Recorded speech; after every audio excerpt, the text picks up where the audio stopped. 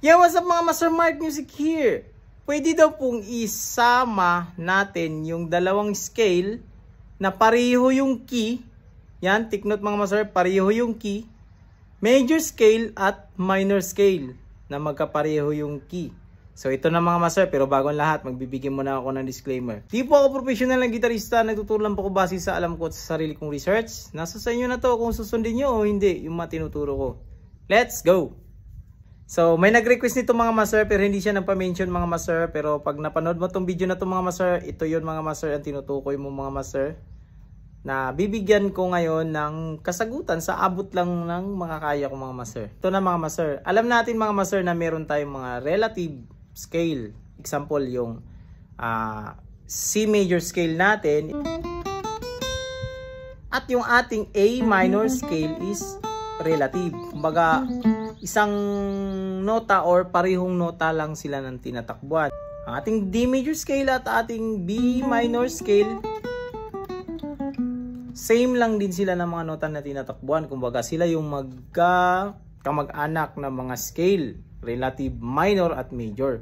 Pero ito yung sabi natin ka-Master, pwede daw po ipaghalo yung major scale na, example, meron tayong A major scale. At hahaluan natin yung A minor pentatonic. Pwede daw po. Yes mga Master. Pwede po yun mga Master. Para sa example natin mga Master, yung ating A major scale, dito natin kunin yung ating root sa D string 7 fret. Ito. A major scale.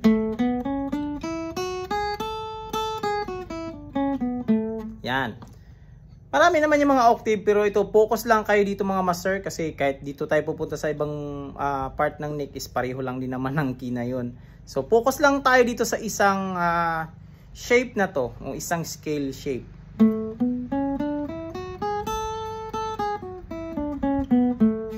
So yan yung ating depende sa'yo kung dito nyo kunin yan, pareho lang yan. A minor pentatonic dyan is ito.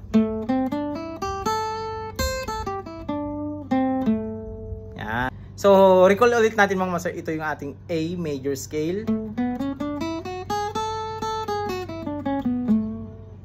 At ito yung ating A minor pentatonic scale. Yan. Imimix natin yan sila mga Master. So, gagawa ako ng chord progression, mga simpleng chord progression lang. So, try natin sa A, D, at E. Yan. 3, 2, 1.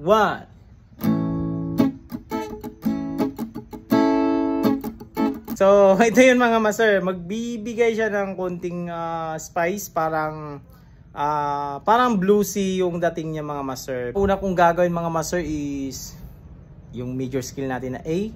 And then, pag mag-chord change na is gagamitin ko A minor pentatonic. Ito yun mga Master. Major scale una. 1. Pentatonic.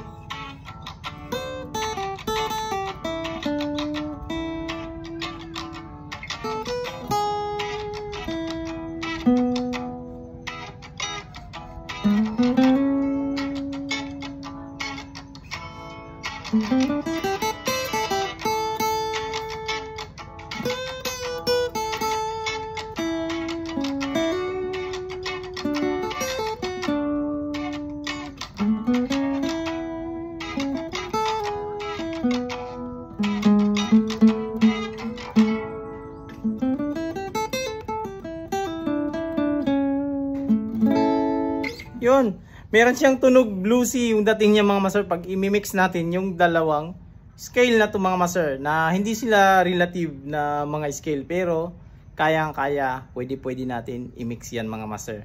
Basta ito lang tandaan natin mga Master, hindi tayo mahuhuli paglipat or kaya natin siyang i-insert, ita-timing yung ating mga binibitawang nota para hindi siya sintonado mga Master.